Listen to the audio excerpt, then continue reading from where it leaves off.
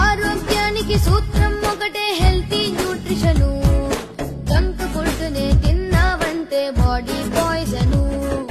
Chips puffs fries sauce taste కు ఓకేను.